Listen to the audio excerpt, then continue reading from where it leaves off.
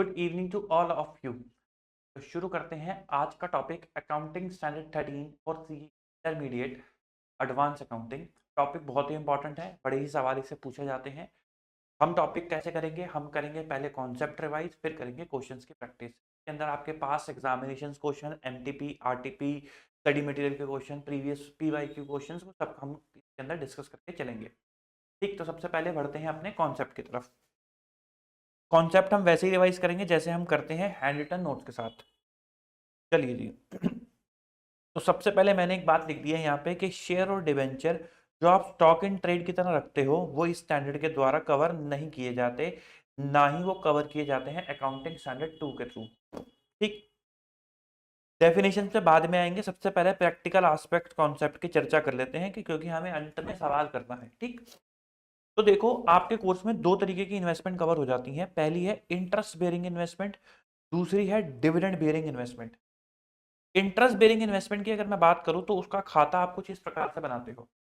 आपको कुछ opening balances दिए होते हैं, तो टू बैलेंस बीडी जिसकी फेस वैल्यू और उस पे अक्रूड इंटरेस्ट, यहाँ पे कौन सा इंटरेस्ट आता है? अक्रूड इंटरेस्ट, और उसकी कॉस्ट का अमाउंट ये भी आपको गिवन होता है। अक्रूड इंटरेस्ट का मतलब क्या है? कभी भी इंटरेस्ट डेट और बुक्स क्लोजिंग डेट अगर वो मैच नहीं करती, जैसे कि यहाँ पर आपकी इंटरेस्ट की डेटा हर बार आपको दिसंबर में इंटरेस्ट मिलता है और आप बुक्स कब क्लोज करते हो? मार्च के अंदर क्लोज करते हो। तो जब आपने लास्ट ईयर की बुक्स क्लोज करी होंगी 31 मार्च को, तो 31 दिसंबर तक का ब्याज आपको मिल गया होगा। और क्योंकि ये एक इंटरेस्ट बेयरिंग इन्वेस्टमेंट है तो इन पे ब्याज मिलता ही रहता है भाई, डिविडेंड की तरह नहीं है ना ये। इंटरेस्ट तो फिक्स है कि इतना मिलेगा ही मिलेगा।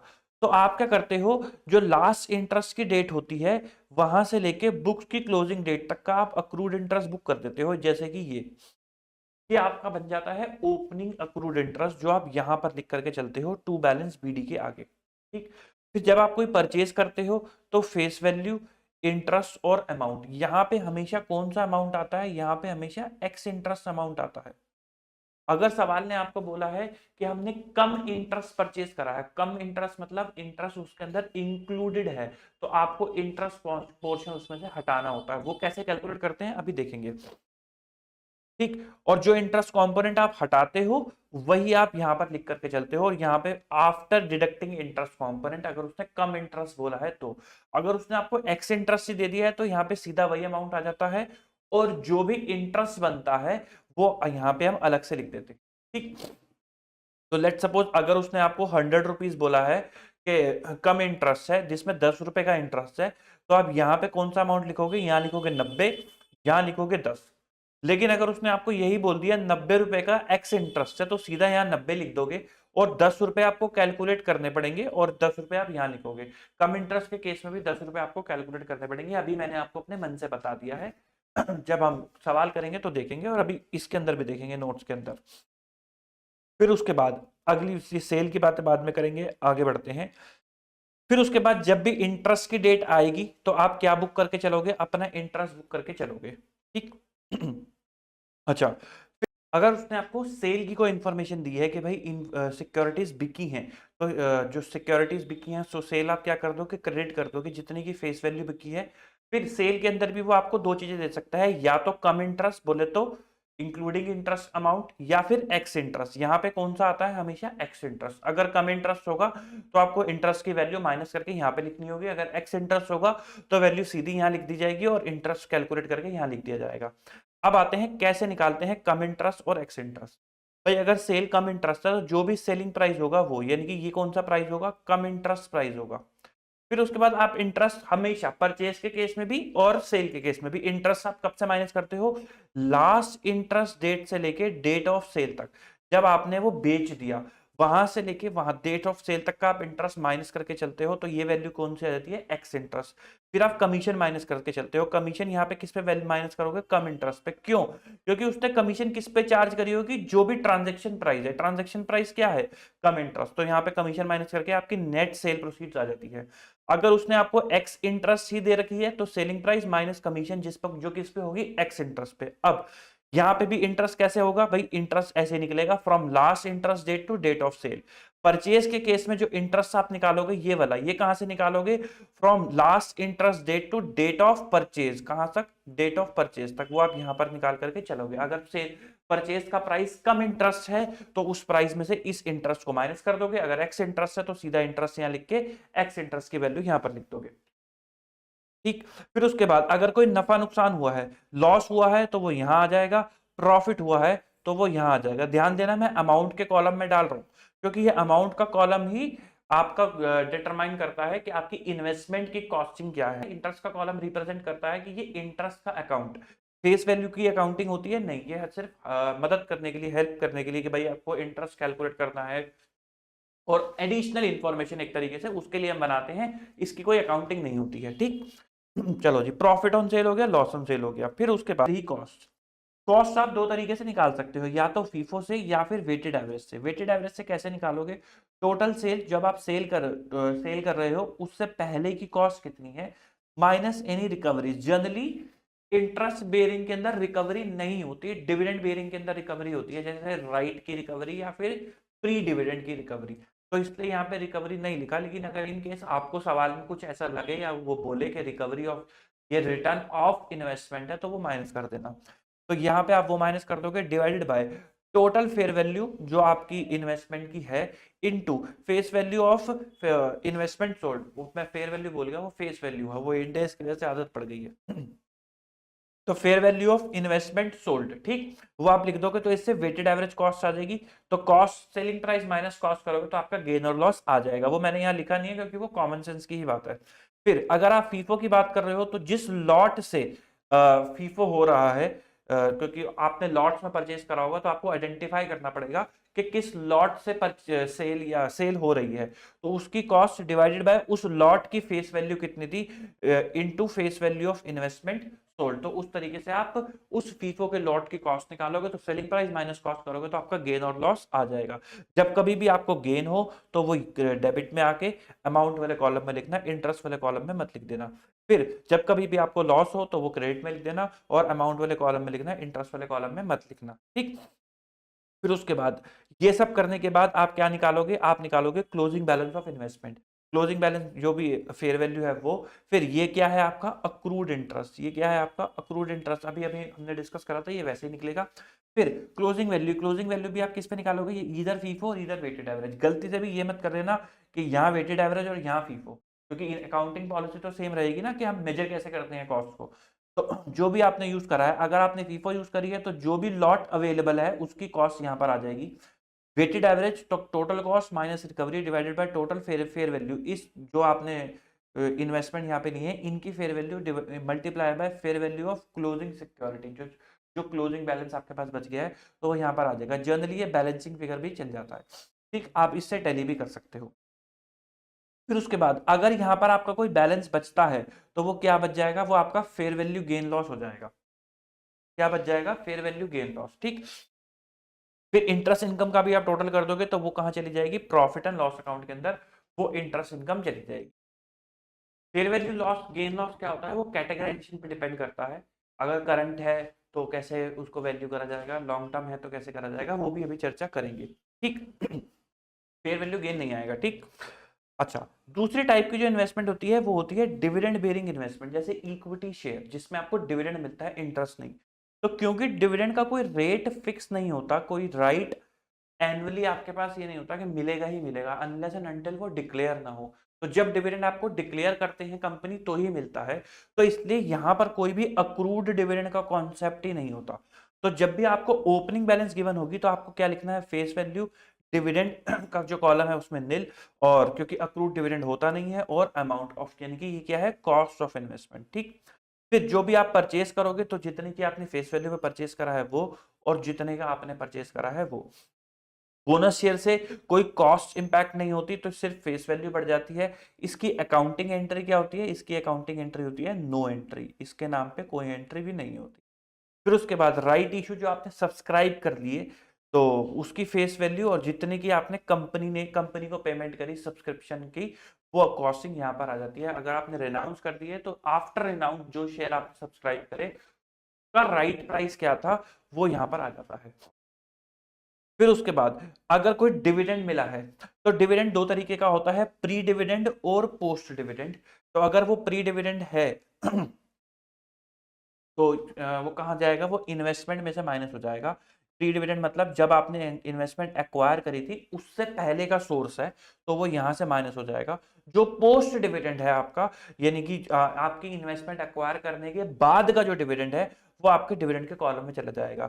ये कॉलम क्या रिप्रेजेंट करता है, आपकी कॉस्ट ऑफ इन्वेस्टमेंट, ये कॉस्ट ऑफ इन्वेस्टमेंट, और ये रिप्रेजेंट करता है आपका डिविडेंड इनकम, जो आप अदर इनकम में लेके जाते हो ना, डिविडेंड इनकम, उसको रिप्रेजेंट करता है ये वाला कॉलम। ठीक, फिर उसके बाद सेल करोगे, सिम वही सेम फेस वैल्यू और कितने का अमाउंट आपने जो है बेचा है, बेच के आपको मिला है। इसके अंदर कोई प्री डिविडेंड, कम डिविडेंड और एक्स डिविडेंड का कॉन्सेप्ट नहीं है, जनरली होता है लेकिन आपके पास क्वेश्चन नहीं है। अगर हो तो वो आपको गिवन होगा कि डिविडेंड कितना शामिल है, क्योंकि आप कैलकुलेट नहीं कर सकते।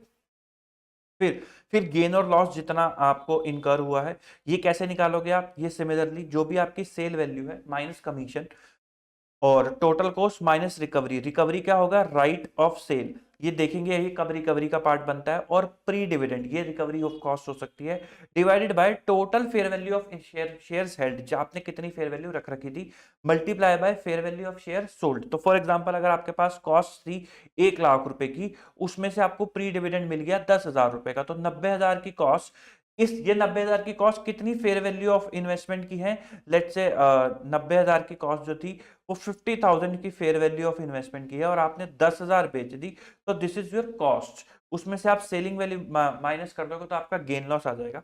अगर आप वेटेड एवरेज की बात करोगे तो जिस लॉट से आपने बेचा है वही तरीका है, जिस लॉट से आपने बेचा है minus recoveries divided by total fair value into fair value. Generally इसके अंदर अगर कुछ ना गिवन हो तो आप वेटेड एवरेज लगाकर ही चलते हो। ठीक, इसके अंदर क्योंकि कोई उसका कॉन्सेप्ट नहीं है प्री और एक्स का, तो हमने सेलिंग प्राइस के लिए कुछ नहीं लिखा हुआ कि सेलिंग प्राइस एक्चुअली में क्या होता है। तो जो भी आपको सेल प्राइस दे रखा होगा माइनस कमीशन वो आपका नेट सेल बन जाएगा। ठीक, अच्छा, कभी कभार राइट भी आपका रिकवरी बन जाता है, तो जैसे ही वो रिकवरी बन जाएगा तो वो इन्वेस्टमेंट की क्रेडिट साइड में आ जाएगा। अगर वो ये यहाँ नहीं आएगा तो कहाँ चला जाएगा, पी एंड एल अकाउंट में चला जाएगा। उसकी एंट्री क्या है, ये bank account debit to P and L. आओ जरा देखते हैं ये कब होगा।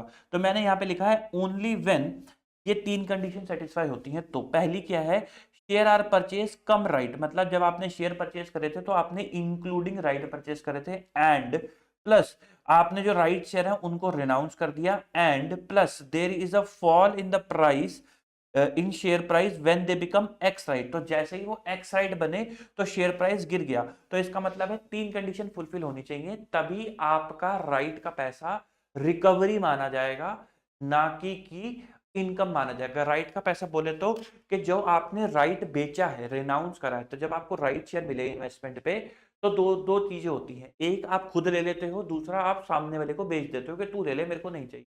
तो जब आप ये राइट सामने वाले को बेचते हो तो उसका पैसा लेते हो, तो वो जो आप पैसा लेते हो बैंक अकाउंट डेबिट करते हो, तो उसमें क्रेडिट क्या होगा, इन्वेस्टमेंट अकाउंट या पीएनएल अकाउंट, ये उसकी चर्चा हो रही है।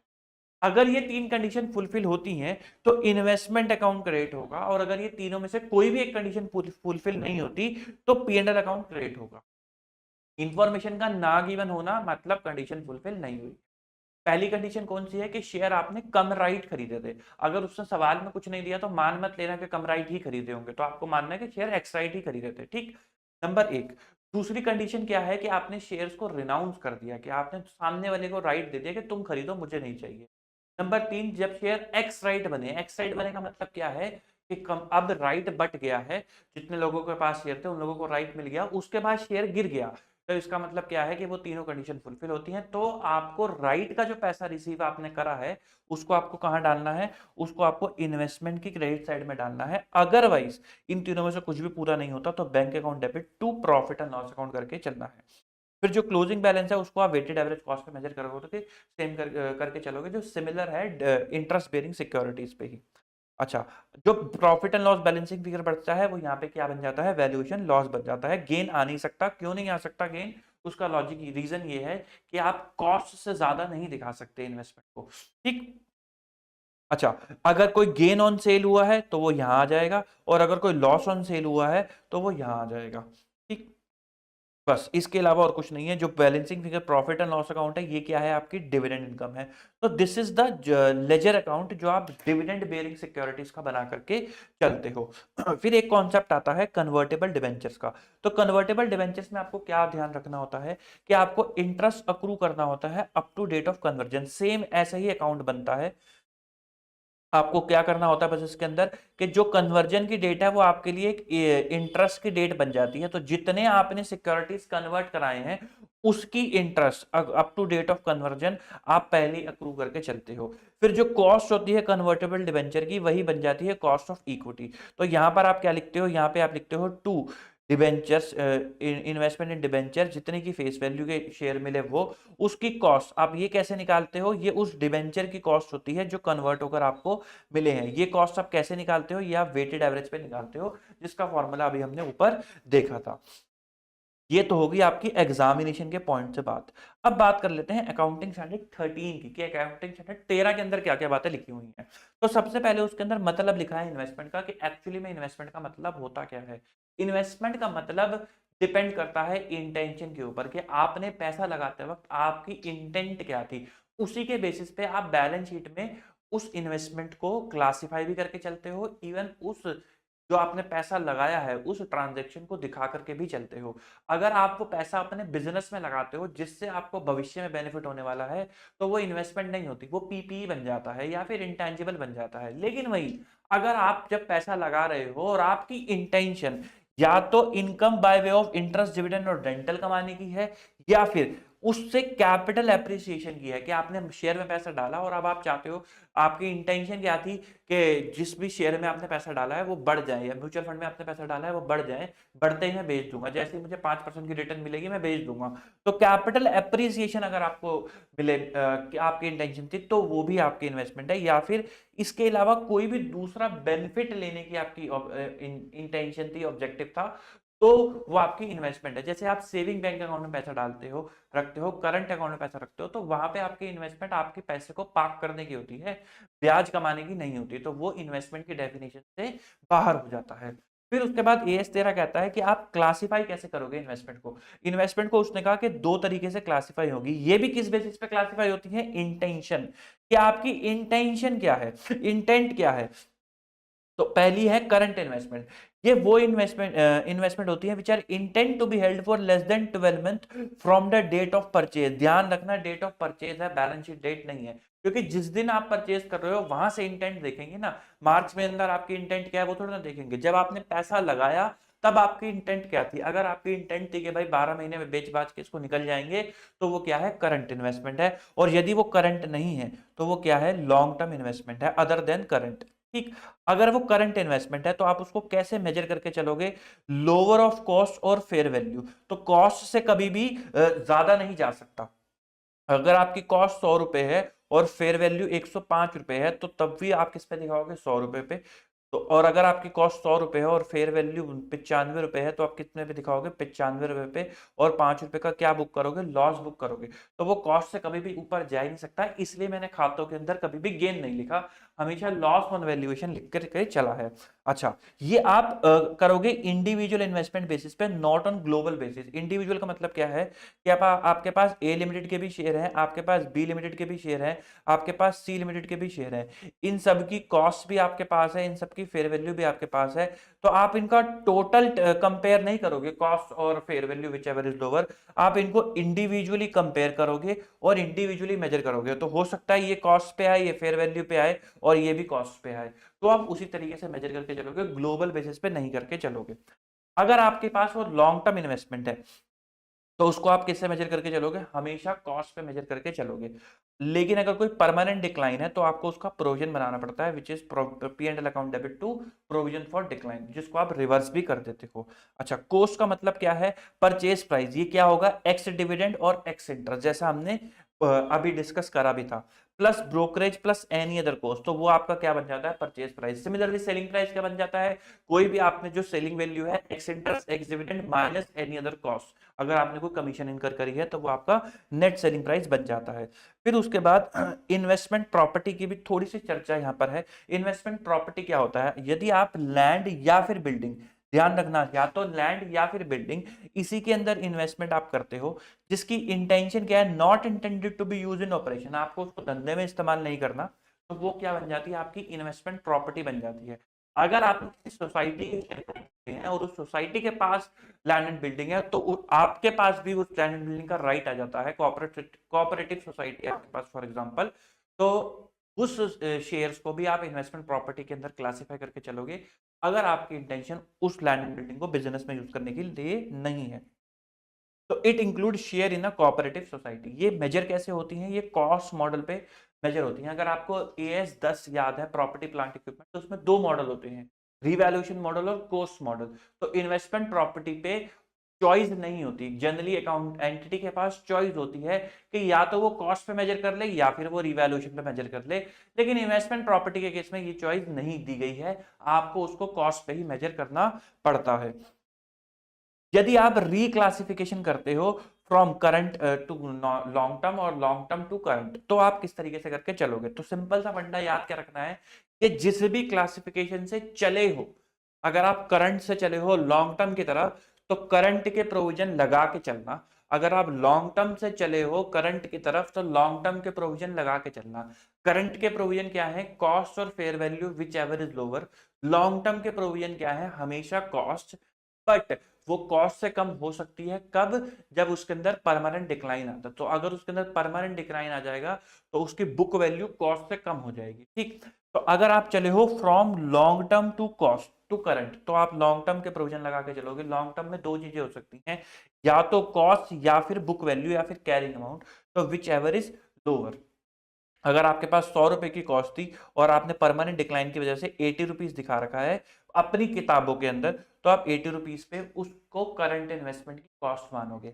अगर आप करंट से चले हो तो करंट का क्या प्रोविजन होता है, कॉस्ट और fair value which ever is lower, तो कॉस्ट और fair value which ever is lower, तो ये आप लगा करके चलोगे।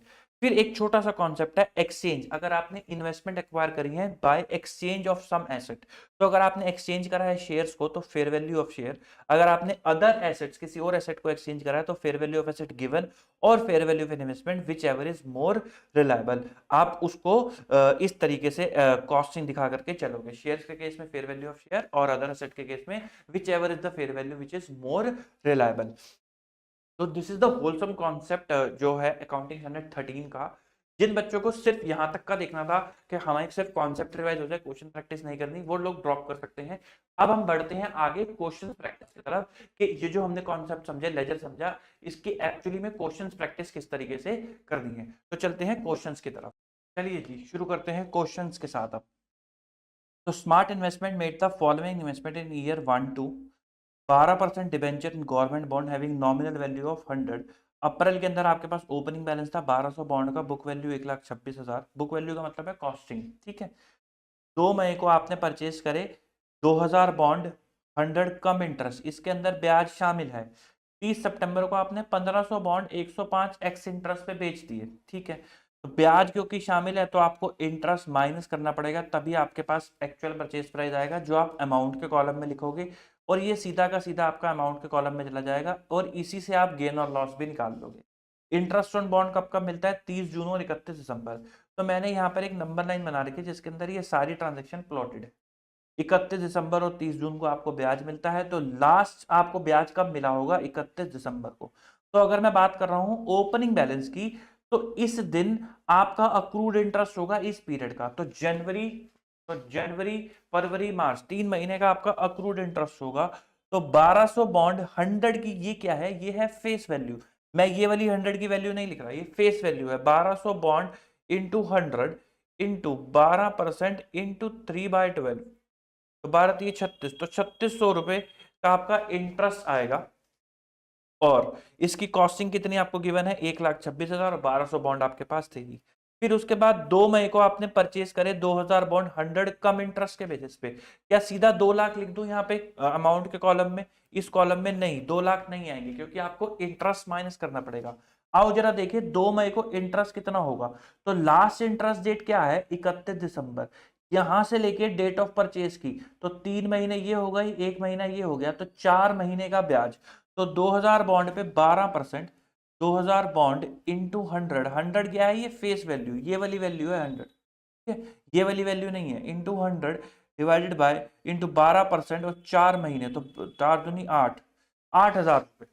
तो 8000 रुपीज का आपका ब्याज आ गया जो इसके अंदर शामिल है।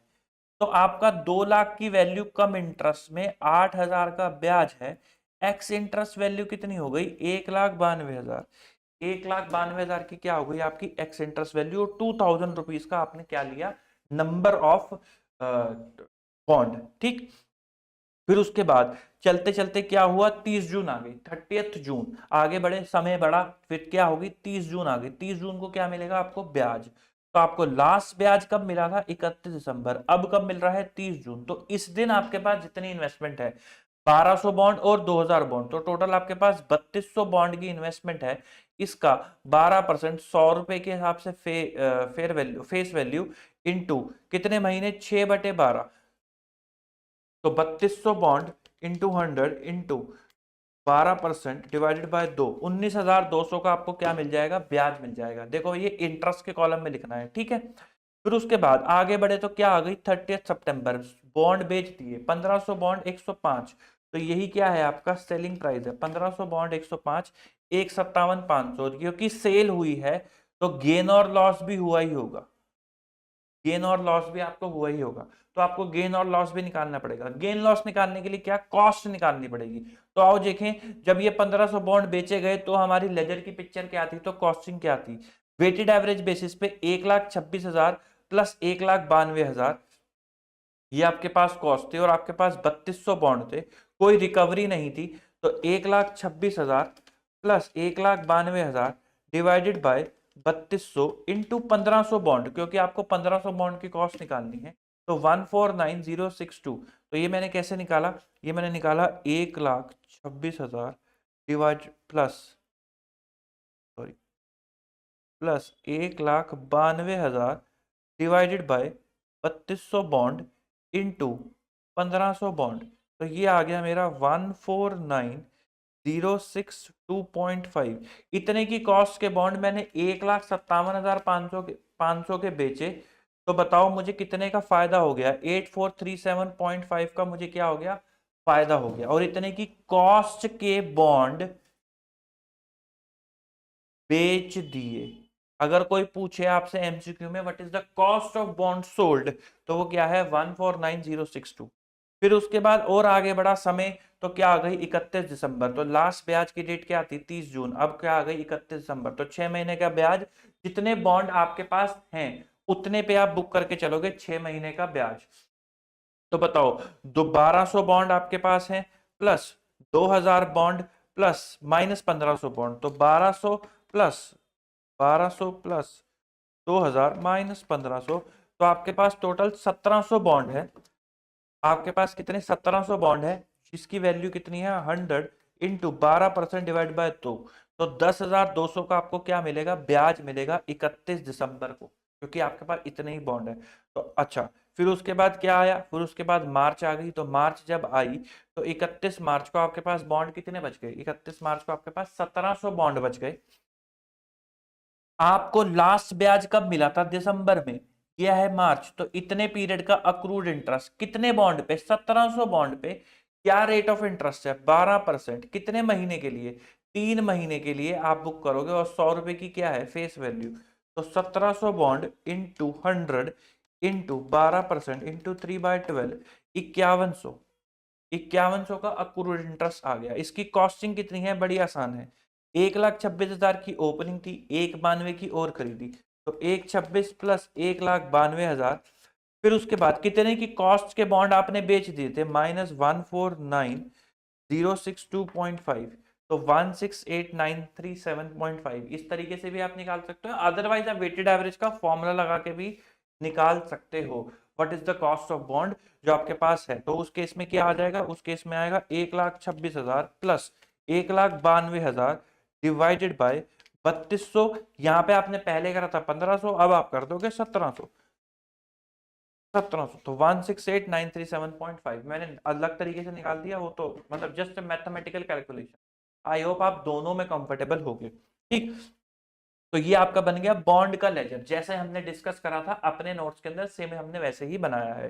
फिर उसके बाद उन्होंने कुछ इक्विटी में भी इन्वेस्टमेंट करी है, equity share of x limited, उसकी भी चर्चा कर लेते हैं। वो कहते हैं परचेज करे थे, कोई ओपनिंग की इंफॉर्मेशन नहीं गिवन, उसने सीधा परचेज करे थे 5000 इक्विटी शेयर 2000 कम राइट बेसिस पे। कम राइट बेसिस का मतलब क्या है कि उसने राइट का पैसा भी दिया है। तो पहली कंडीशन पूरी हो गई। अगर बाकी की दो कंडीशंस पूरी हो जाएंगी तो राइट का रिनाउंसमेंट का पैसा जो मिलेगा उसको आप इन्वेस्टमेंट की कॉस्ट में से माइनस कर दोगे। फिर उसके बाद ब्रोकरेज थी 1% ऑन कम राइट बेसिस, क्योंकि यही ट्रांजेक्शन प्राइस है, वाज पेड ऑन एडिशन, और नॉमिनल वैल्यू कितनी है 10 रुपए। कंपनी ने अनाउंस करा bonus issue of 2 share for every 5 held, कब 3 जून को। 16 अगस्त को एक राइट इशू आया कंपनी का, 1 share for every 7 held at 250 रुपए।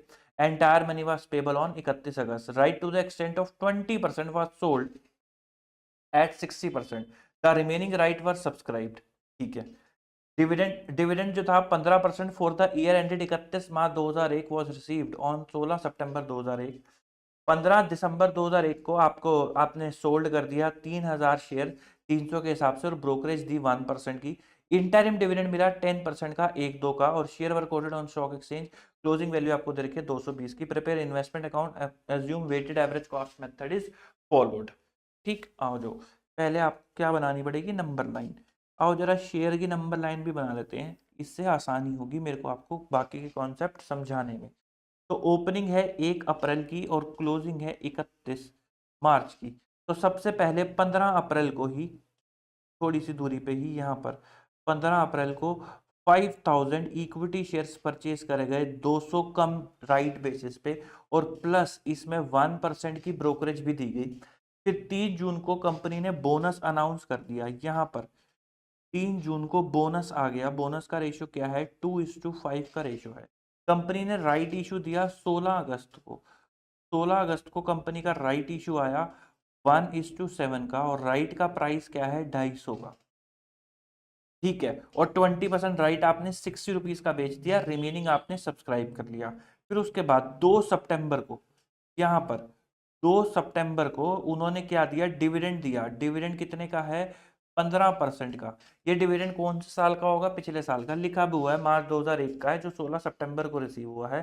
फिर सोल्ड कर दिए 3000 शेयर 15 दिसंबर को ही, 15 दिसंबर को 3000 शेयर सोल्ड कर दिए 300 के हिसाब से।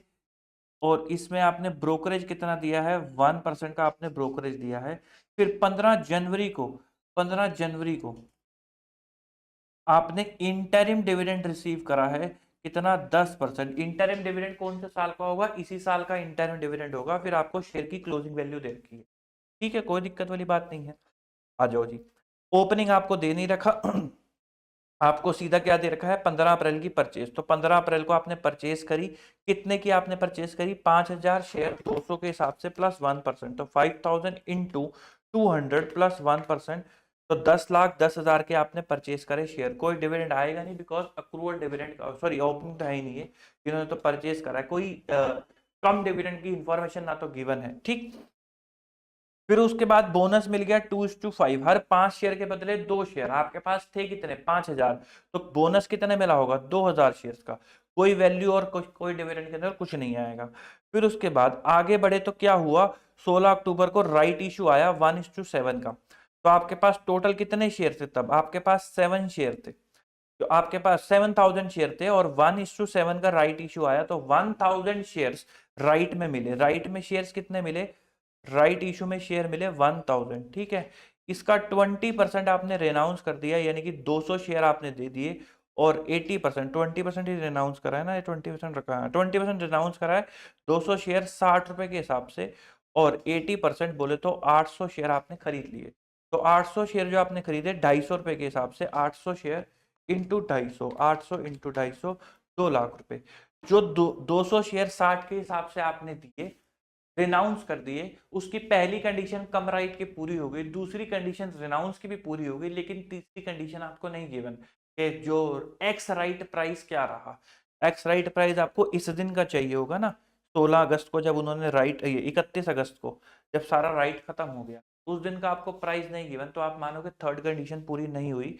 तो आप ये जो 1200 रुपए 12,000 है, इसको कहाँ लेके जाओगे? P&L अकाउंट के अंदर ले जाओगे, आप इन्वेस्टमेंट में से माइनस नहीं करोगे। अगर वो बोल देता थर्ड कंडीशन पूरी हो गई, तो आप यहां पे लिखते बाय बैंक और 12,000 यहां पे लिख देते, और जब भी आप कॉस्ट निकालते तो ये 12,000 as a recovery of cost की तरह काम करता, जैसे कि डिविडेंड काम करता है।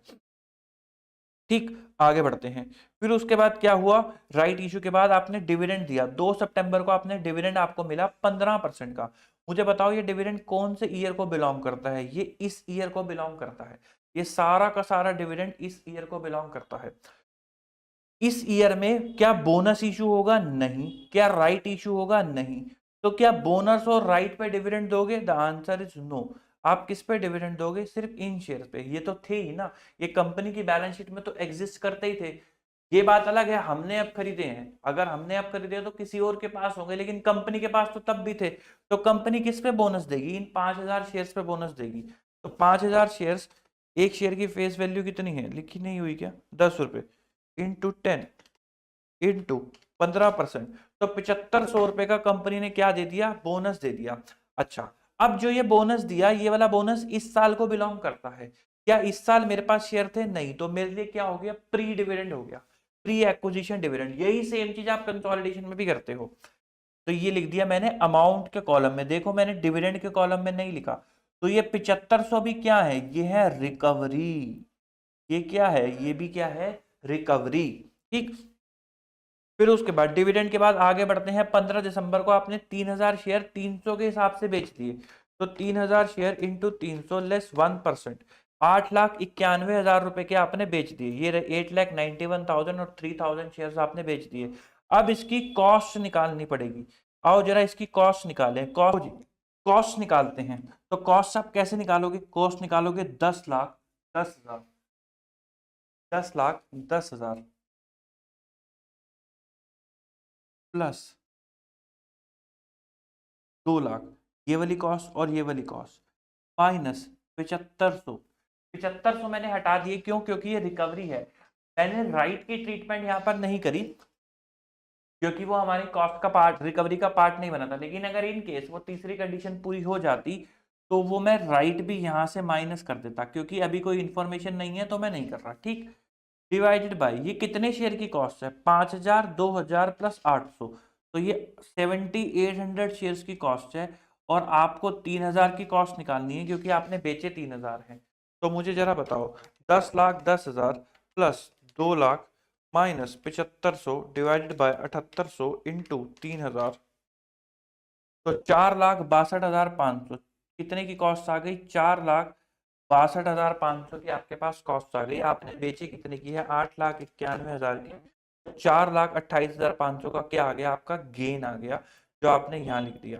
ठीक, हमेशा देख लेना इन दोनों को माइनस करके। अगर आप कंफ्यूज हो जाते हो कि गेन को डेबिट में लिखूं या क्रेडिट में लिखूं, तो ऐसे समझो, सेल प्रोसीड्स आपने यहाँ लिख दी, तो सेल प्रोसीड्स प्लस लॉस आपका कॉस्ट बनना चाहिए, और या फिर सेल प्रोसीड्स माइनस प्रॉफिट आपका कॉस्ट बनना चाहिए। जैसे ही आप इसको यहाँ माइनस करोगे तो वो कॉस्ट बन गया।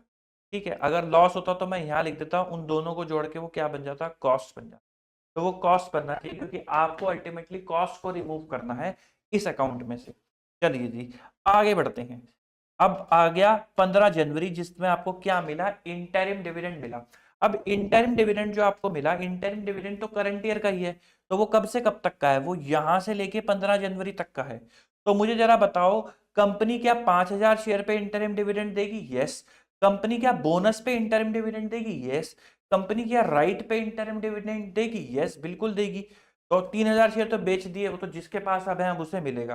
तो यानी कि आपको डिविडेंड कैलकुलेट किस किस पे करना है? आपको ओपनिंग वैल्यू पे भी करना है, यानी कि जो आपने परचेस करी थी ड्यूरिंग द ईयर, उस पे भी आपको करना है, बोनस पे भी करना है, राइट पे भी करना है। तो which comes out to be 5,000 plus 2,007 plus 8 minus 3, तो 7,800 माइनस 3,000, 7,800 माइनस 3,000 आपके हो गए 4,800 इंटू 10। कितना परसेंट डिविडेंड है? डिविडेंड है 10% इंटू 10%, तो 4800 का ये आपका क्या आ गया, इंटरिम डिविडेंड आ गया। कई लोग कंफ्यूज हो जाते हैं, बार बार मैसेज करते हैं कि कब बोनस पे डिविडेंड कैलकुलेट करें, अगर इंफॉर्मेशन नहीं लिखी तो क्या करें, लिखी है तो क्या करें, राइट में क्या करें। अगर वो यहाँ लिख देता कि राइट जो है डिविडेंड के लिए एलिजिबल नहीं है तो मैं नहीं देता डिविडेंड। अगर वो लिख देता बोनस जो है डिविडेंड के लिए एलिजिबल नहीं है तो मैं नहीं करता कैलकुलेट। उसने कुछ लिखा नहीं है, तब भी अगर आपको कंफ्यूजन हो रही है तो कॉन्सेप्ट की दिक्कत है। ध्यान से समझो भाई, इंटरिम डिविडेंड जब करंट ईयर का है तो करंट ईयर में कंपनी की शेयर कैपिटल में ये सब शेयर्स आ रहे होंगे तो डिविडेंड मिलेगा। ये वाला डिविडेंड इस साल को बिलोंग करता है। इस साल ये बोनस था ही नहीं, ये राइट था ही नहीं, ये एग्जिस्ट ही नहीं करते थे। जब कंपनी की बैलेंस शीट में ये नहीं आ रहे थे तो डिविडेंड कैसे मिल जाएगा। ठीक, तो ये हो गया आपका इंटरिम डिविडेंड। फिर उसके बाद क्या हुआ, फिर क्लोजिंग वैल्यू आ गई। तो कॉस्ट क्या है, कॉस्ट निकाल लो वेटेड एवरेज बेसिस पे। इसको निकालने का तरीका या तो नॉर्मल देसी तरीका 10,10,000 प्लस 2,00,000 माइनस 7500, तो ये आपकी आ गई कॉस्ट। आपने उसके बाद बेचा ही था, कोई रिकवरी करी नहीं। ये किसकी कॉस्ट थी, ये थी 7800 की। और आपको किसकी निकालनी है, जितनी वैल्यू बच गई, तो 4800 बच गई थी आपके पास, इंटू 4800, तो 7,40,000 की आपके पास कॉस्ट आ गई। और 4800 की मार्केट प्राइस कितनी है, 220। 4800 इंटू 220 करोगे तो 10,56,000। तो कॉस्ट और value which ever is lower, 7,40,000। तो ये आपके पास कॉस्ट आ गई। फिर जब आप लेजर क्लोज करोगे तो डिविडेंड कहाँ चला जाएगा, पी एंड एल अकाउंट के अंदर चला जाएगा। तो this is the question of जहां पे आपने बॉन्ड में भी इन्वेस्टमेंट कर रखा है और जहां पर आपने शेयर्स में भी इन्वेस्टमेंट कर रखा है। अच्छा क्वेश्चन था, आगे बढ़ते हैं। स्टडी मैट का ही एक्चुअली में क्वेश्चन था। क्वेश्चन नंबर 9 की तरफ। अल्फा लिमिटेड ने परचेज करे 5013.5 debenture of face value 100 each of Pargot limited on 1 May 2017 on at 105 on cum interest basis. ठीक है, परचेज करे हैं डिबेंचर कम इंटरेस्ट पे। Interest on these debenture payable on 31st and 30th of March and September respectively. तो 31 मार्च और 30 सितंबर को आपको मिलता है। ऑन 1 अगस्त 2017 कंपनी ने दोबारा परचेज करे 2500 of such debenture 102 on cum interest basis. On October 2017 company ने 2000 डिबेंचर 103 एक्स इंटरेस्ट बेसिस पे बेच दिए। मार्केट वैल्यू जो है इन डिबेंचर की 106 है। आपको इन्वेस्टमेंट डिबेंचर अकाउंट बनाना है, एवरेज कॉस्ट बेसिस पे बनाना है और ईयर एंड कब है, 31 दिसंबर। तो 1 जनवरी से लेके 31 दिसंबर। इंटरेस्ट की डेट कौन कौन सी है, 31 मार्च और 30 सितंबर। आपने परचेज करे सबसे पहले 5,013.5 डिबेंचर 100 रुपए के हिसाब से 1 मई को आपने 5,000 डिबेंचर परचेज करे 105 कम इंटरेस्ट बेसिस पे। और डिबेंचर पे इंटरेस्ट कितना है, 13.5 का। फिर उसके बाद interest on these debenture is payable on 31st and 30th हमने प्लॉट कर लिया। 1 अगस्त को आपने 2500 डिबेंचर 102 कम इंटरेस्ट पे फिर से खरीदे। और 30 सितंबर को ही 1 अक्टूबर को आपने 2000 डिबेंचर 103 एक्स इंटरेस्ट पे बेच दिए और क्लोजिंग वैल्यू 106 है। तो सबसे पहले 1 मई को टू बैंक 5000, क्या सीधा 105 लिखते, नहीं। तो जो लास्ट इंटरेस्ट डेट है वो क्या है, 31 मार्च, वहां से लेके 1 मई तक का तो एक ही महीना है। तो 5000 इंटू 100 इंटू 13.5% डिवाइडेड बाय 12, तो ब्याज आ गया 5625 का। तो ये ब्याज मैंने माइनस कर दिया। तो 5000 इंटू 105 माइनस 5625, तो 5,19,375। आई होप आप लोग को समझ आ रहा होगा और आप लोगों ने मेरे साथ कनेक्ट हो गए। तो इतने रुपए की कॉस्ट आ गई। अगर किसी को कोई भी कॉन्सेप्ट ना समझ आए तो मुझे कमेंट कर देना, I will repeat that concept, और या फिर उसकी अलग एक वीडियो बना देंगे और अच्छे क्वेश्चंस के साथ बनाएंगे। ठीक, आगे बढ़ते हैं। फिर 1 मई के बाद आ गई 1 अगस्त, फिर 2500 डिबेंचर फिर से खरीद लिए। अब इस डेट ऑफ परचेज के लिए ब्याज कहां से लोगे, यहां से यहां तक का, क्योंकि लास्ट डेट ऑफ इंटरेस्ट क्या है, 31 मार्च। तो अप्रैल मई जून जुलाई 4 महीने का ब्याज। तो निकालो जरा, 2500 मल्टीप्लाई बाय 100 की क्या है, फेस वैल्यू, इंटू 13.5%, ये क्या है, इंटरेस्ट, डिवाइडेड बाय 12 इंटू 4, तो 11,250 का क्या आया, ब्याज आया। आपने अमाउंट कितना पे करा, 102.5 इंटू 2500 माइनस 11,250, 2,45,000 रुपए का आपने कॉस्ट जो था एक्स इंटरेस्ट पे करा। ये भी क्या है, एक्स इंटरेस्ट, और ये भी क्या है, एक्स इंटरेस्ट। ठीक, फिर उसके बाद 30 सितंबर को यहां से लेके यहां तक का ब्याज मिलेगा, क्योंकि लास्ट आपको ब्याज जो था 31 मार्च को कंपनी ने दे दिया होगा, तब आपके पास डिबेंचर ही नहीं थे, तो फिर आपको ब्याज कहां से देते। अब आपके पास कितने डिबेंचर है, 5000 और 2500, तो 7500 debenture, 7500 debenture into 100 face value into 13.5% interest, ये 6 महीने का मिलेगा, तो 50,625 रुपए का आपको ब्याज मिल गया। फिर उसके बाद क्या कहते हैं, 30 सितंबर को आपको ब्याज मिलने के बाद आपने 2000 डिबेंचर 103 एक्स इंटरेस्ट पे बेच दिए, तो यहां पर 2 लाख डिबेंचर 2000 डिबेंचर इंटू 103 जब आप करोगे तो 2,06,000। इंटरेस्ट में क्या आएगा, जीरो, क्योंकि अभी अभी मिला है, 30 सितंबर को ही मिला है। अगर निकालोगे तो एक दिन आएगा, दिनों में कैलकुलेट करने की कोई जरूरत नहीं है, बहुत छोटा सा अमाउंट आएगा, तो इंटरेस्ट क्या आएगा, जीरो। लेकिन इस पे आपको गेन लॉस निकालना पड़ेगा, तो कॉस्ट कैसे निकालोगे, 5,19,000 plus 2,45,000 divided by 7.5 lakh into 2 lakh. आओ जरा, 5,19,375 plus 2,45,000 divided by 7,50,000 into 2 lakh, तो आपकी कॉस्टिंग आ गई 203,833 माइनस तो 2,06,000, आपको गेन हो गया 2166 का, 2166 का आपको गेन हो गया, और ये जो है क्लोजिंग बैलेंस। फिर उसके बाद 31 दिसंबर को लास्ट आपको इंटरेस्ट कब मिला, 30 सितंबर को, यहां से यहां तक का आप क्या बुक करोगे, अक्रूड इंटरेस्ट। सर ओपनिंग में क्यों नहीं बुक करा, क्योंकि यहां पर कोई भी वैल्यू नहीं गिवन थी, आपके पास डिबेंचर ही नहीं थे, तो अक्रूड इंटरेस्ट कैसा, अगर होते डिबेंचर तो आप ये देखते कि लास्ट ब्याज कब मिला होगा, लास्ट ब्याज मिला होता 30 सितंबर को, तो वहां से लेके 31 दिसंबर तक का ब्याज बुक करते, जैसे आप अब कर रहे हो, अक्टूबर नवंबर दिसंबर 3 महीने का ब्याज बुक करोगे। कितने डिवेंचर है आपके पास, 7.5 lakh minus 2 lakh, 5,50,000 into 13.5% into 3/12, तो 18,563 का आप क्या बुक करोगे, ब्याज बुक करोगे। इसकी कॉस्ट कैसे निकालोगे, कॉस्ट ऑफ डिवेंचर 5,19,000 प्लस 2,45,000, कोई रिकवरी ऑफ कॉस्ट है नहीं, डिवाइडेड बाय 7.5 लाख इंटू 5,50,000, तो 519,375 प्लस 2,45,000 डिवाइडेड बाय 7,50,000 इंटू 5,50,000, तो कॉस्ट आ गई 5,60,542 रुपए की, आपकी क्या आ गई कॉस्ट। तो this is how you create debenture account या फिर इंटरेस्ट बेयरिंग सिक्योरिटी अकाउंट, जब आप कोई इन्वेस्टमेंट को करके चलते हो। चलो जी, question number 11, Gopal limited, Gopal खाली गोपाल है, लिमिटेड नहीं है, होल्ड करता है 15% debenture of ₹100 each in Ritu industries limited on 1 April 2015 eight a cost of 2,10,000। Interest कब कब पेबल है, जून 30 और 31 दिसंबर, तो जून 30 और 31 दिसंबर को इंटरेस्ट जो है मेरा पेबल है, और होल्ड करता है, ये ओपनिंग बैलेंस है 2,000 डिबेंचर्स की, जिसकी कॉस्ट है 2,10,000 की। 1 मई 2015 को 100 डिबेंचर उसने फिर से परचेज करे, कम इंटरेस्ट 1,07,000, इस दिन आज ने परचेज करे। नवंबर 1 2015 को 1200 डिबेंचर इसने बेच दिए, एक्स इंटरेस्ट 1,14,600 को, तो यानी कि 30 नवंबर को उसने बेच दिए, 1 नवंबर को उसने बेच दिए 1,14,000 रुपए के, ठीक है। और November 30 2015 800 debenture are purchase ex interest at 76,800, तो नवंबर 30 को उसने खरीद भी लिए एक्स इंटरेस्ट, कोई दिक्कत वाली बात नहीं है। ऑन 31 दिसंबर 2015 800 डिबेंचर उसने फिर से बेच दिए, कम इंटरेस्ट और 1,10,000। You are required to prepare investment account showing value of holding at cost using FIFO method. इस बार क्या लगाना है, फीफो मेथड, वेटेड एवरेज के दिन गए।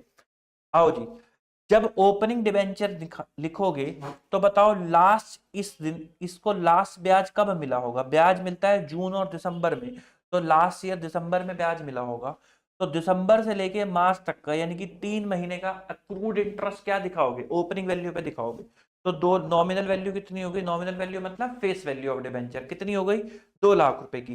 तो बताओ 2 लाख पे कितना परसेंट है, 15% इंटू 3/12, 7,500 रुपए का ब्याज अक्रूड इंटरेस्ट हुआ होगा। इसकी कॉस्ट कितनी है, 2,10,000, माइनस मत कर देना गलती से, कहीं 2,10,000 में से 75,000 माइनस कर दो, वो बोल रहा है आपको कॉस्ट है कि भाई हमने माइनस करके दिखा रखा है, हमारी कॉस्ट है या फिर बुक वैल्यू है, हमने माइनस कर रखा है, ठीक, तो माइनस मत कर देना गलती से भी। फिर उसके बाद डिबेंचर 1 मई को आपने फिर से डिबेंचर खरीद लिए, कितने के डिबेंचर खरीदे थे? 1 लाख रुपीस के डिबेंचर खरीदे थे। 1000 डिबेंचर 100 वाला एक, तो 1 लाख की नॉमिनल वैल्यू। ब्याज कब से कब तक का पे करा होगा? दिसंबर से लेके मई तक का। तो 3 महीने तो ये हो गए, जनवरी फरवरी मार्च, और 1 महीना अप्रैल का, तो 4 महीने। तो 1 लाख पे कितना परसेंट है? 15%, 4 महीने के हिसाब से 1 लाख इंटू 15% इंटू 4/12, तो 5000 का ब्याज पे करा। ये उसने कम इंटरेस्ट ही खरीदे थे, तो वैल्यू कितनी थी? 1,07,000। 1,07,000 माइनस 5000 करोगे तो 1,02,000 की क्या आ गई? कॉस्टिंग आ गई। कोई दिक्कत वाली बात नहीं है। फिर चलते चलते क्या हुआ? 30 जून आ गई, तो लास्ट ब्याज मिला था दिसंबर में, अब मिलेगा 30 जून को, तो 6 महीने का। आपके पास डिवेंचर कितने थे? 3 लाख, तो 3 लाख का 15%, 3 लाख का 15% डिवाइडेड बाय 2, 22,500 का क्या मिलेगा आपको? ब्याज मिलेगा 30 जून को। ठीक, चलो कोई दिक्कत वाली बात नहीं है। फिर उसके बाद क्या हुआ? 30 जून के बाद फिर उसके बाद आ गई 1 नवंबर, 1200 डिबेंचर बेच दिए, एक्स इंटरेस्ट 1,14,600। ये दिया ही हुआ है एक्स इंटरेस्ट 1,14,600, तो 1,14,600 यहाँ सीधा यहाँ पे लिख दोगे। कितने डिबेंचर बेचे? 1200, 1200 इंटू 100, तो नॉमिनल वैल्यू हो गई 1,20,000। जब खरीदा था तो ब्याज दिया लिया था, अब बेचोगे तो ब्याज दोगे भी तो सही उसको। कब से कब तक दोगे? लास्ट ब्याज की डेट क्या थी? नवंबर के हिसाब से कब कब खरीदा था? ये रहा, कहाँ गया कहाँ गया, ये रहा, 1 नवंबर को डिबेंचर बेचे ना, तो यानी कि सब अक्टूबर हो गया। लास्ट ब्याज आपको मिला था 30 जून, तो 30 जून से अक्टूबर तक, तो जुलाई अगस्त सितंबर अक्टूबर, तो 4 महीने का ब्याज यहां पर आप दे करके चलोगे। तो 1,20,000 इंटू 15% इंटू 4/12, तो 6,000 का ब्याज। क्योंकि वो ऑलरेडी एक्स इंटरेस्ट है तो माइनस करने की जरूरत नहीं है, और कोई कमीशन आपको दे नहीं रखी थी, तो इसलिए वो ट्रीट नहीं करी गई है। तो यहाँ पे 6,000 रुपए का ब्याज लिख करके चलोगे। क्योंकि सेल हुई है तो गेन लॉस भी हुआ होगा, तो लेकिन आपको कॉस्टिंग कैसे निकालनी है? फीफो बेसिस पे, तो जो पहले आया है वो पहले जाएगा। तो बताओ, ये 1,20,000 डिबेंचर कहां से बेचे होंगे? इस 2 लाख के लॉट में से बेचे होंगे। इस 2 लाख के लॉट की कॉस्ट कितनी है? 2,10,000, तो 2,10,000 डिवाइडेड बाय 2 लाख इंटू 1,20,000, तो 1,20,000 की कॉस्ट कितनी है? 1,26,000। आपने कितने का बेचा है? 1,14,600। नुकसान कितने का हो गया? 11,400। मैंने कॉस्टिंग कैसे निकाली? मैंने कहा 1,20,000 किस में से बिका होगा? इस लॉट में से बिका होगा जिसकी कॉस्ट है 2,10,000। तो मैंने कहा 2,10,000 डिवाइडेड बाय 2 लाख इंटू 1,20,000, तो वो आ गई कॉस्टिंग। जब आज सेलिंग प्राइस माइनस करा तो मेरा आ गया लॉस, 11,400 का मेरा आ गया क्या? लॉस। ठीक, फिर उसके बाद आगे बढ़ते हैं। 1 नवंबर बीत गई जैसे तैसे करके, फिर क्या आ गई? 30 नवंबर। नवंबर 30 को 800 डिबेंचर परचेज करे, 76,800 एक्स इंटरेस्ट परचेज करे हैं। तो 800 डिबेंचर 100 का एक, 80,000 की नॉमिनल वैल्यू, सीधा 76,800 लिख दिया क्योंकि एक्स इंटरेस्ट है। तो क्या एक्स इंटरेस्ट है तो हमारा काम खत्म? हमें इंटरेस्ट नहीं निकालना क्या? नहीं, हमें इंटरेस्ट निकालना होगा। कब से कब तक निकालना होगा? जो लास्ट इंटरेस्ट डेट है 30 जून, वहां से लेके नवंबर तक का, तो जुलाई अगस्त सितंबर अक्टूबर नवंबर, 5 महीने। कितने? 80,000। 80,000 डिवेंचर कितने पे? 15% इंटू 5/12, तो 5,000 रुपीज का आपका क्या आ गया? ब्याज आ गया। क्या ये मैं माइनस कर दूं? नहीं, एक्स इंटरेस्ट है, कम इंटरेस्ट होता तो माइनस करते, तो सीधा 76,800 और 5,000। ठीक है जी, नवंबर वाला काम खत्म। नवंबर के बाद क्या आ गया? दिसंबर।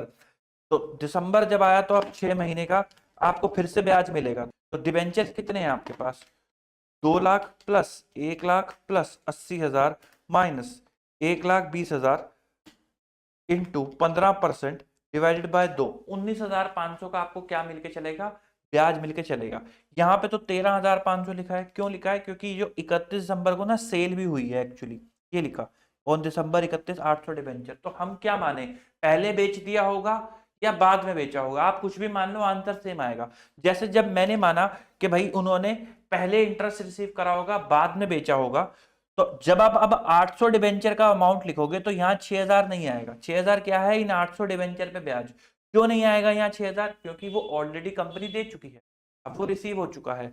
तो 31 दिसंबर से 31 दिसंबर तक का ब्याज क्या है? 0। मैंने आपको क्या बोला था कि सेल के केस में आपको कहां से लेना है? लास्ट इंटरेस्ट डेट से लेके डेट ऑफ सेल तक। तो लास्ट इंटरेस्ट डेट क्या है 31 दिसंबर, वहां से लेके 31 दिसंबर तक, तो 0 दिन, तो यहाँ पे क्या आ जाएगा 0। तो 80,000 और यहाँ पे वैल्यू क्या आएगी 1,04,000। क्यों? क्योंकि ये एक्स इंटरेस्ट होगा, नहीं सॉरी कम इंटरेस्ट है, 1,10,000। ब्याज एक बार निकाल देते हैं 31 दिसंबर का। तो लेकिन एक 31 दिसंबर को ना ट्रांजेक्शन भी है, उसने कहा है 800 डिबेंचर बेच दिए कम इंटरेस्ट, उसने बोल दिया कि भाई मैंने इंटरेस्ट के साथ बेचे, इंक्लूडिंग इंटरेस्ट। तो यानी कि ये 800 डिबेंचर, ये कम इंटरेस्ट जो है लिखा हुआ, ये इस बात का इशारा है कि पहले 800 डिबेंचर बिके थे और बाद में ब्याज मिला था। अगर कुछ ना लिखा होता तो जो मर्जी थी वो मान लेते, बस नीचे नोट दे आते। क्या उससे अमाउंट पे कोई फर्क पड़ता? टोटल लेवल पे कोई फर्क नहीं पड़ता। फॉर एग्जाम्पल अगर आप मान लेते कि पहले मैंने बेचा और बाद में, जैसे इस केस में तो चलो पहले बेचा है, आप मान लेते इसका अपोजिट कि पहले ब्याज रिसीव करा और बाद में बेचा, तो इस 80,000 का जो ब्याज है 6,000 वो यहाँ आता ही नहीं, और यहाँ पे कम इंटरेस्ट पे लिखा ही ना होता, तभी तो आप मान रहे हो। तो आप एक्स इंटरेस्ट वैल्यू यहाँ लिख देते हो और आपका यहाँ पे ब्याज कितना आ जाता 19,500 का, 13,500 प्लस 6,000। लेकिन क्योंकि आप उल्टा मान रहे हो तो अब यहाँ पे क्या आएगा, यहाँ पे 6,000 का ब्याज आ जाएगा और 80,000 डिबेंचर पे आप ब्याज रिसीव नहीं करोगे। तो सबसे पहले 80,000 डिबेंचर को ट्रीट करके चलते हैं अपन। आई होप आपको पॉइंट क्लियर हो गया होगा। 80,000 डिबेंचर पे आपको लास्ट ब्याज डेट क्या थी 31 दिसंबर, 31 जून। 31 दिसंबर मत लेना। क्यों मत लेना? क्योंकि आपने ये माना है कि पहले सेल की ट्रांजैक्शन हुई, तो जब सेल की ट्रांजैक्शन हुई तब तक ब्याज नहीं मिला था, तब तक के लिए लास्ट ब्याज की डेट क्या थी 30 जून। तो आप क्या मानोगे 30 जून से लेके 31 दिसंबर जो होते हैं 6 महीने, तो 80,000 का 15% डिवाइड बाय 2, 6,000 रुपए का ब्याज हो गया। अगर आप मानते कि पहले ब्याज मिल गया था बाद में सेल की ट्रांजैक्शन हुई, तब लास्ट इंटरेस्ट डेट क्या होती 31 दिसंबर और ब्याज क्या निकल कर आता 0। ठीक, फिर यहाँ पे कम इंटरेस्ट ना लिखा होता, अगर कम इंटरेस्ट लिखा है तो आप ऐसी कोई अजम्पशन नहीं ले सकते। चलो जी, तो 6,000 का आपका ये हो गया, क्या कहते हैं 1,10,000 माइनस 6,000, तो 1,04,000 की हो गई आपकी एक्स इंटरेस्ट वैल्यू। क्योंकि बिका है तो गेन लॉस भी हुआ होगा, तो 2 lakh plus 1 lakh plus 80,000 minus 1,20,000, 2,60,000। अच्छा मैंने फेयर वैल्यू का टोटल कर दिया, सॉरी। और उसने कहा था फीफो लगाना है, माय बैड, फीफो। तो फीफो 2 लाख कहाँ से बिका होगा, इसी लॉट से बिका होगा। 2 लाख के जो ओपनिंग बैलेंस थे, तो इसकी कॉस्ट क्या है 2,10,000 divided by 2 lakh into 80,000, 84,000 minus 1,04,000, तो आपको 20,000 रुपए का क्या हो गया प्रॉफिट हो गया, 20,20,000 रुपए का। ठीक, तो यहाँ पे हमने फीफो मेथड से कॉस्टिंग निकाल ली। फिर उसके बाद अब आपको मिलेगा ब्याज। अब जब आपको ब्याज मिलेगा तो आप ये 80,000 लेके नहीं चलोगे, आप क्या लोगे 2 lakh plus 1 lakh plus 80,000 minus ये वाले 2 लाख, तो आपको नोट मोटा मोटा 1,80,000 रुपये मिलेगा। तो 1,80,000 इंटू 15% डिवाइडेड बाय 2 क्या आ जाएगा 13,500। ठीक फिर आप ब्याज के बाद दिसंबर निकल गया, दिसंबर के बाद आ गई मार्च। अब जब 31 मार्च आएगी तो यहां से यहां तक का क्या बुक करोगे अक्रूड इंटरेस्ट। याद रखना कितने महीने का 3 महीने का। कितने डिबेंचर्स आपके पास पड़े हैं 1,80,000 डिबेंचर्स आपके पास पड़े हैं, तो उसका क्या बुक करोगे 31 मार्च को अक्रूड इंटरेस्ट। उन्होंने नहीं बुक करा ये गलत है, आपको करके चलना है। 1,80,000 का 15% इंटू 3 डिवाइड बाई 12, 6,750। अच्छा ये ऊपर लिखा हुआ है, ये गलत लिखा हुआ है। तो 6,750 का आपने क्या कर दिया अक्रूड इंटरेस्ट बुक कर दिया, और इसका बैलेंसिंग फिगर कहाँ चला गया आपका प्रॉफिट एंड लॉस अकाउंट में। बाकी सारे नंबर हमने कैलकुलेट कर ही लिए थे। ठीक, ये लिखा है अक्रूड इंटरेस्ट, वो प्रिंटिंग गलत हो रखी है। चलो जी पढ़ते हैं आगे। फीफो बेसिस पे भी हमने कर लिया क्वेश्चंस, कोई दिक्कत वाली बात नहीं है। बॉन्ड डिवेंचर एंड शेयर के क्वेश्चन भी हमने कर लिए।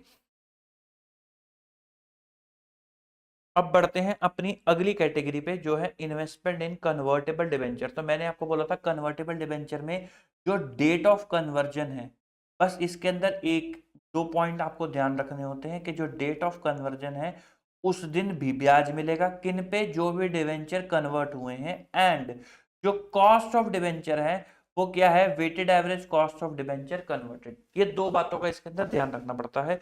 आओ जरा देखते हैं कैसे। ए लिमिटेड ने परचेज करा है on 1 April 2018 8% convertible debenture in C limited, जिसकी फेस वैल्यू कितनी है 2,01,08 रुपए के हिसाब से। 1 जुलाई 2018 को ए लिमिटेड परचेज करता है another 1 lakh debenture 112 cum interest. On 1 October 2018 80,000 debentures were sold at 105। On 1 December 2018 C limited gives option for conversion of 8% convertible debenture. कब दिया है? दिसंबर 2018 के अंदर ऑप्शन दिया है। तो conversion option 8% convertible debenture into equity share of 10 each. A limited received 5,000 equity share in C Limited in conversion of 25% debenture held on that date. The market price of debenture and equity share on year ended 2018 is 110 and 15। Interest कब कब मिलता है? 31 मार्च और 30 सितंबर, और आप एक दिन और लेके चलोगे, वो क्या दिन है उसका दिन? 1 दिसंबर। तो अकाउंटिंग ईयर जो है वो कैलेंडर ईयर है, यानी कि 31 दिसंबर को वो एंड हो जाएगा। Prepare investment account on weighted average cost basis. तो आओ जरा investment in 8% convertible debenture account बनाते हैं। तो 1 अप्रैल को सबसे पहले उसने खरीदे 2 लाख डिबेंचर, कितने रुपए के हिसाब से? 108, और 100 रुपए का एक डिबेंचर है। तो 2 लाख डिवाइडेड बाय 100 इंटू 108, तो 2,16,000 की कॉस्ट के उसने डिबेंचर खरीदे। लास्ट ब्याज, क्योंकि डिबेंचर है तो अक्रूड इंटरेस्ट लगेगा। लास्ट ब्याज कब मिला होगा मेरे दोस्त? 31 मार्च को, और अभी 1 अप्रैल ही आई है, तो यानी कि कोई भी अक्रूड इंटरेस्ट अगर आप कैलकुलेट भी करोगे तो क्या आएगा? 0/12। तो 0/12 बोले तो 0। फिर उसके बाद आगे के आगे डेट 1 जुलाई 2018 आ गई। 1 जुलाई 2018 को 1 लाख डिबेंचर फिर से खरीदे 112 कम इंटरेस्ट पे। तो 1 लाख डिबेंचर और 112 कम इंटरेस्ट। तो 1 जुलाई को बताओ लास्ट ब्याज कब मिला था? दिसंबर में। तो अप्रैल, मई और जून 3 महीने का ब्याज कितने पे? 1 लाख पे। 1 लाख इंटू 8% इंटू 3/12, तो 2,000 रुपए का ब्याज आप माइनस कर दोगे। 112 cum interest, 1 lakh divide by 100 into 112 minus 2,000 जब आप करोगे 1,10,000। तो कॉस्टिंग कितनी आ गई? 1,10,000। 1,12,000 टोटल माइनस 2,000। तो ये क्या आ गई आपकी वैल्यू? एक्स इंटरेस्ट वैल्यू आ गई, और नॉमिनल वैल्यू कितनी है? 1 लाख। ठीक, फिर उसके बाद आगे बढ़ते हैं। जुलाई के बाद क्या हुआ? 1 अक्टूबर को ₹80,000 डिबेंचर बेच दिए 105 के हिसाब से। 1 अक्टूबर को, अच्छा उससे पहले तो वो भी आ गई होगी, 30 सितंबर को ब्याज मिल गया होगा। तो ब्याज कितनों में मिलेगा? 3 लाख पे। तो 3 लाख का 8% डिवाइडेड बाय 6, 3 लाख का 8% डिवाइडेड बाय 8% है ना? हाँ जी। तो ब्याज कितने में मिलेगा? 2 लाख और 1 लाख। जुलाई में परचेस करे 3 लाख, 3 लाख का 8% डिवाइडेड बाय 6। अच्छा मैं 6% निकाल रहा हूँ, 8% डिवाइडेड बाय 2, तो 12,000 रुपए का क्या मिल गया? Interest on debenture. ठीक है। सितंबर के बाद फिर आई अक्टूबर, जब आपने डिबेंचर्स को बेच दिया। 80,000 रुपए के डिबेंचर आपने बेच दिए, 105 के हिसाब से आपने बेच दिए। तो 80,000 डिवाइड बाय 100 इंटू 105, 84,000। अगर उसने कम इंटरेस्ट नहीं लिखा तो हम नहीं मानेंगे कि उसने इंटरेस्ट के साथ बेचे होंगे। तो 84,000। ठीक। अच्छा, मान भी लेते तो क्या आता कि 30 सितंबर 2018 की लास्ट ब्याज की डेट थी और 1 अक्टूबर, तो वैसे भी इंटरेस्ट क्या आता आपके पास? 0। ठीक। फिर अक्टूबर के बाद क्या आया? दिसंबर को जब ऑप्शन मिला, जहां पे उनको कन्वर्जन का 8% कन्वर्टेबल डिबेंचर इक्विटी में, जहां पे 5,000 इक्विटी शेयर मिले और 25% डिबेंचर चले गए। तो अब आप दिसंबर तक का ब्याज लोगे इन 25% डिबेंचर पे। आपके पास थे कितने डिबेंचर? 3,80,000 तो उड़ गए थे। तो 3 लाख माइनस 80,000, 2,20,000 के आपके पास डिबेंचर थे। इसका 25% कन्वर्ट हो गया, यानी कि 55,000 के डिबेंचर जो थे आपके कन्वर्ट हो गए। 1 दिसंबर तक का 55,000 पे ब्याज, 55,000 इंटू 8%। लास्ट ब्याज आपको कब मिला था? लास्ट ब्याज आपको मिला था सितंबर में। तो अक्टूबर नवंबर 2 महीने के लिए। तो आओ जरा 55,000 इंटू 8% इंटू 2/12, ये कितना आएगा? इंटू 8% इंटू 2/12, 733 का क्या आ गया? ब्याज। तो मैंने वो ब्याज भी बुक कर दिया। ध्यान रखना इंटरेस्ट के कॉलम में लिखा है। ठीक है, तो मैंने वो ब्याज बुक करके चल दिया। फिर दिसंबर को ही इक्विटी शेयर कन्वर्ट हो गए, तो मैंने 55,000 डिवेंचर की फेयर वैल्यू कम कर दी। इनकी कॉस्ट क्या है? इनकी कॉस्ट है वेटेड एवरेज कॉस्ट। तो वेटेड एवरेज कॉस्ट कैसे निकालोगे? 2,16,000 plus 1,10,000 divided by 3 lakh, 1.08 into 55,000, तो 59,767 की आपकी आ गई वेटेड एवरेज कॉस्ट। मैंने कैसे निकाली? 2,16,000 प्लस 1,10,000 डिवाइडेड बाय 3,00,000 इंटू 55,000, तो ये आ गई मेरी weighted average cost of debenture converted. Same जो मैंने इक्विटी का अकाउंट बनाया है उसके अंदर सेम कॉस्ट आ जाएगी। सेम एक ही कॉलम बनाया हुआ है तो इसलिए फेस वैल्यू नहीं आई। अगर आप वो लिखते तो 5,000 आ जाते, नंबर ऑफ शेयर इंटू 10, 50,000 के हिसाब से। ठीक, फिर उसके बाद दिसंबर के बाद क्या हुआ? कोई घटना घटित हुई है क्या? नहीं हुई। उसके बाद दिसंबर के बाद सीधा सीधा उन्होंने ईयर एंड कर दिया होगा, क्योंकि उनका था क्या? Calendar year. तो 31 दिसंबर को ही ईयर एंड हो गया। तो बताओ दिसंबर में लास्ट ब्याज कब मिला था?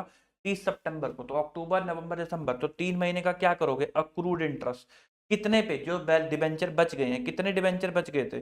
3,00,000 माइनस 80, 3,00,000 माइनस 80 माइनस 55,000, 1,65,000। इस पे 3 महीने के हिसाब से 8% इंटू 3/12, 3,300 रुपए का अक्रूड इंटरेस्ट बुक करोगे और वेटेड एवरेज के बेसिस पे ही कॉस्ट निकालोगे, which comes out to be 2,16,000 plus 1,10,000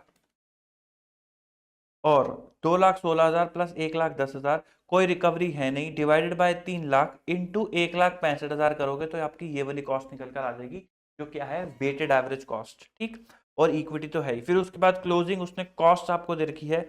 उसने कहा था ईयर एंड में डिबेंचर की वैल्यू कितनी है? 110 और इक्विटी शेयर कितने हैं? 15। तो आपके यहाँ पे कॉस्ट कितनी है? 15 के हिसाब से 5,000 शेयर की अगर आप देखो, 5,000 यहाँ निकाला भी होगा, ये रही 5,000 शेयर 15 के हिसाब से देखोगे तो 75,000 और कॉस्टिंग कितनी है? 59। तो 75 और 59 विच एवर इज लोअर, तो कितने पे दिखाओगे? 59। इन केस अगर ये लोअर आ जाता, अगर ये आ जाता 40,000, तो आप यहाँ पे क्या वैल्यू दिखाते? 40,000। डिफरेंस क्या बचता आपका? 59,767 माइनस 40,000, 19,767 का आपका डिफरेंस बचता। ये आपका क्या होता? Loss on valuation. क्या होता? Loss on valuation.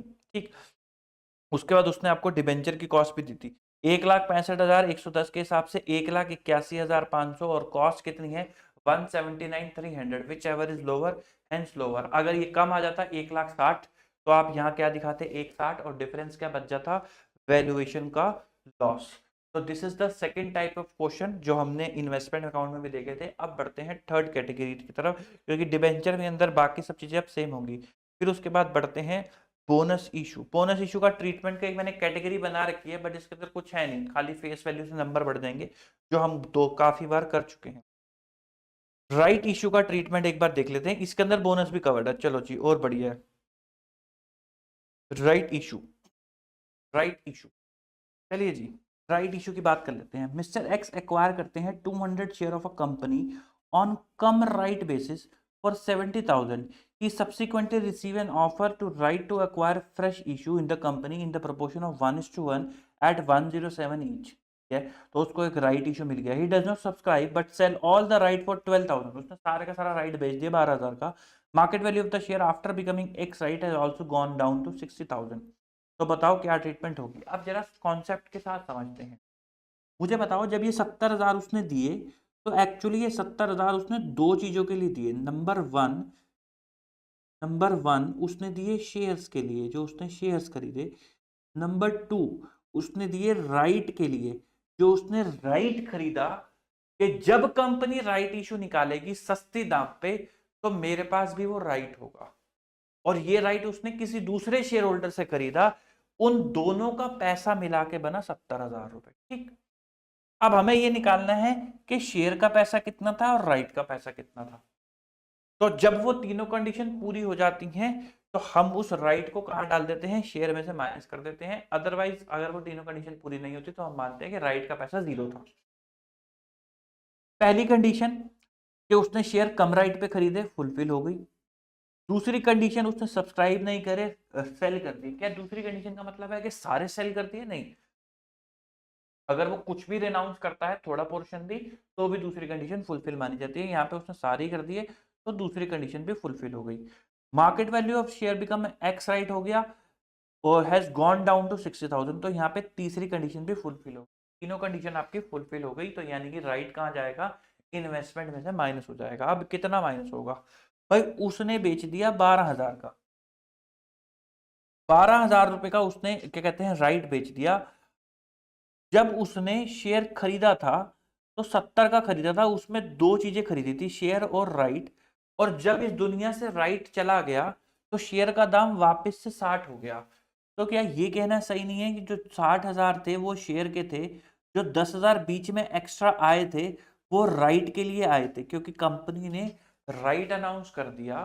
तो जिन लोगों के पास भी शेयर थे वो लोग चौड़े हो गए कि अब हमारे शेयर पे other than the benefit of shares, कि आप कंपनी की प्रॉफिटेबिलिटी, उसकी परफॉर्मेंस, उन सब के बेनिफिट को हटा के एक अलग से बेनिफिट जुड़ गया कि आपको अब इन शेयर पे एक राइट मिलता है कि आप कंपनी का भविष्य में आने वाला इशू सस्ते पे खरीद सकते हो, आपको मिलेगा ही मिलेगा। तो इसलिए उन्होंने अपना शेयर 10,000 ज्यादा करके बेचना शुरू कर दिया।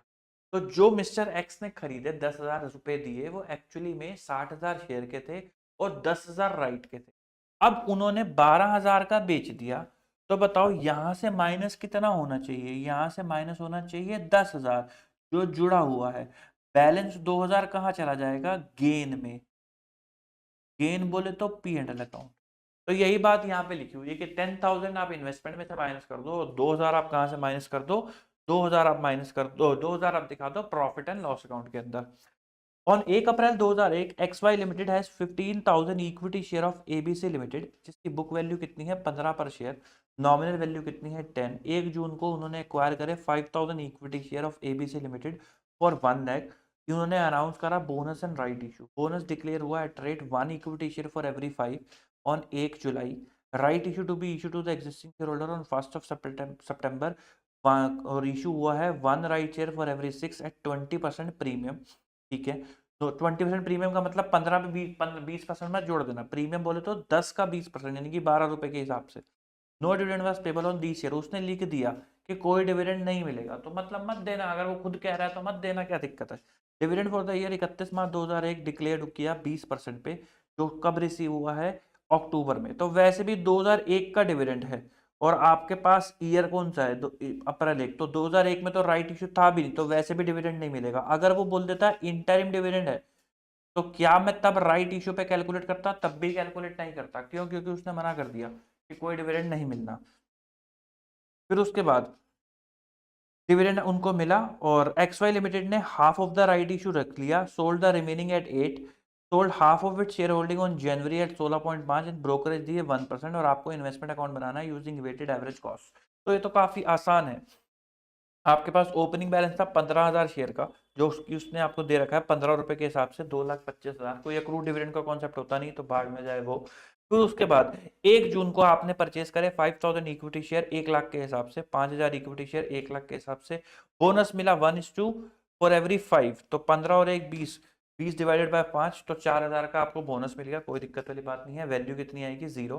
फिर उसके बाद राइट इशू, राइट इशू कितना मिला है 1 फॉर एवरी 6। तो आपके पास शेयर थे कितने, 15 और 5 20 और 4 24, तो 4 24 डिवाइडेड बाय 6, 4,000। 4,000 का आपने आधा रख लिया और आधा बेच दिया, तो 2,000 आपने रख लिए इंटू 12 रुपीज के हिसाब से, तो 24,000 रुपए आपने कंपनी को पे कर, ये आपके परचेसेस में चले गए।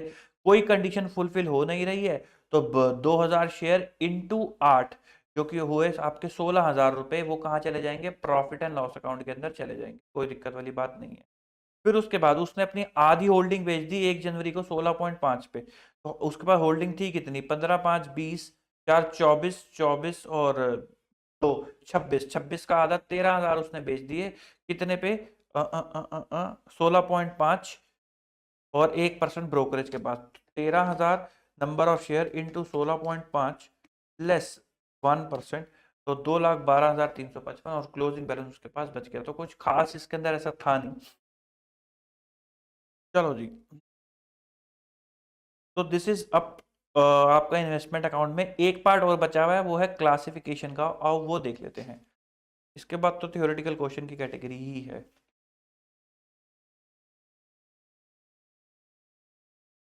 हाँ, ये रहा reclassification. Blue chip equity investment limited want to reclassify its investment in accordance with AS 13 revise, state the value at which investment have to be reclassified in the following cases. पहला, long term investment in company A, जिसकी cost कितनी है 8.5 lakh, are to be reclassified as current, तो long term से current में जा रहा है, तो लॉन्ग टर्म का रूल लगवा के भेजो। लॉन्ग टर्म का रूल क्या होता है? लॉन्ग टर्म का रूल होता है कॉस्ट, लेकिन अगर परमानेंट डिक्लाइन है तो बुक वैल्यू कम हो सकती है, और book value which ever is lower. Cost कितनी है? 8.5 लाख, कंपनी ने रिड्यूस कर दी थी वैल्यूज टू 6.5, तो 8.5 और 6.5 विच एवर इज लोअर।